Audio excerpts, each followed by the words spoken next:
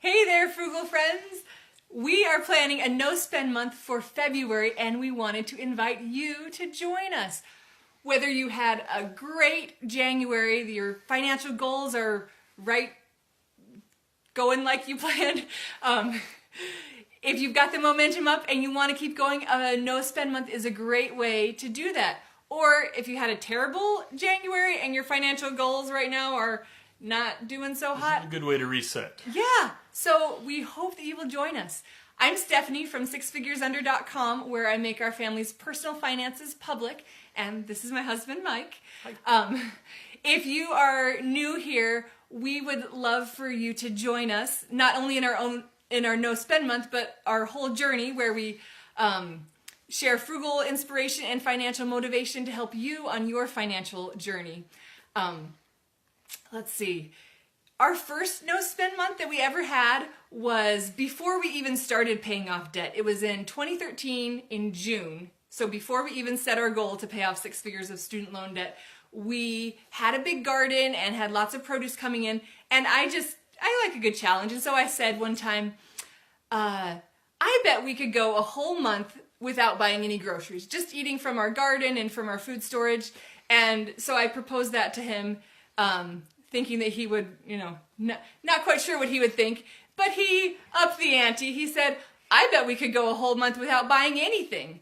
And so it was. That was our challenge, was to go a whole month without buying anything. As time went on, we did that. We were successful. We even had a camping trip and a trip planned with friends, and we just used stuff from our pantry and food storage and freezer to make... And garden, of course, to plan all of our meals for the trip, and we were able to do it without spending anything. And then later, as we progressed in our debt journey, we did this a couple of more times. It's been a while since we've done it, though. So we thought February would be a good time to give it a try. It's even a short month. Yeah, you get a bonus couple days there. So everyone asks, so what are the rules? I don't know if I can do this. What are the rules? I only have 2 rules for a no-spend month. The first one, you make your own rules. The second one, follow your own rules. That's it. Everyone's situation is different. You don't need to compare. If I cut my grocery budget out completely, it doesn't mean that you have to.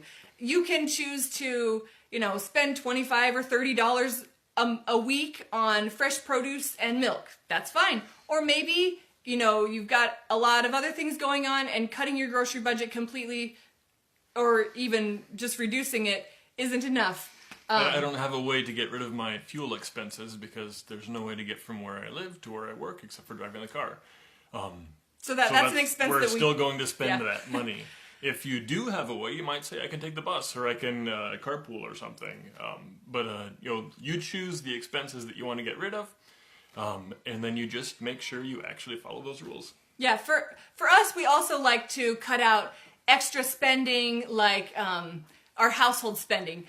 Back when we were paying off debt, we kept this category to like $40 a month. Now that we have a house and 5 kids, our household spending can be $200, $300, $400 a month. So cutting that out is a great way to save money. I should also mention that when you do a no-spend month, this doesn't get you out of your bills. You still pay your electricity and pay your mortgage and pay all of those other things. It'd be nice if you could just tell the bank, sorry, we're having a no-spend month. So, so no-spend is not really true. You're never going to not spend anything, but we want to reduce that spending as much as we can. So set your own rules. Look at what budget categories you can cut out completely. Maybe entertainment you can cut out completely. If you normally buy lunch at work or eat out, you can cut that out and bring your own lunch. Just look and see what you can cut out. How much you save depends on how much you're willing to reduce and how much you spend in the first place. Like I said, when we were paying off debt, we had a $300 grocery budget, a $40, household budget, and like a 0 fun budget. So we still had fun. We just didn't spend money on it. Yeah. I think the max we could really save was like $350 or something like that. Now our budget's a little bit higher, so we can cut it down and save even more than we did back then. So just look at your own budget, decide what you're going to cut, what you're going to how much you're going to save, and just go for it. Just keep yourself accountable to the rules that you set. There are exceptions though. So, like this month, our son has a wrestling tournament that we have to pay to get into. The grown-ups have to pay to get into. We're not going to not go because it's a no-spend month. That's an exception we're making, and we're making it at the beginning of the month, deciding what counts as an exception. So it's really, you make the rule, whatever it is, and then you follow the rule, and then you should know at the beginning of the month how much you'll have left over, what your savings will be because you didn't spend it on something else. But an important thing to think about is what this is going to go toward. What is your goal? Having a goal and something concrete that you're working toward will give you the motivation to stick with it when it's hard. Because it will be hard some days. You're going to run out of cheese and not be able to make your kids quesadillas, and there are going to be meltdowns left and right. Because all they want is quesadillas Sundays. Yeah. So it's going to be hard some days, but if you have the goal and know what you're putting it toward, it will make it worth it, and you will be able to drag your kids along, drag your husband along, and make amazing progress. It's an important thing to remember, as you're doing this though, it's not just about this particular month and the money that you're saving. It's kind of a helpful thing as far as generally resetting your expenses as well. You can get to the end of the month and realize, you know what, it didn't hurt to make my own lunch, and I saved however much it was, $100 this month. Or it wasn't really that hard, or it was hard, but it's not, the value of saving that money was more than the value I got from spending that money. I'd rather put it somewhere else. So this is a chance to kind of go through and decide which expenses you really want to spend, not just this month, but on an ongoing basis. And then maybe you'll decide to drop some of them.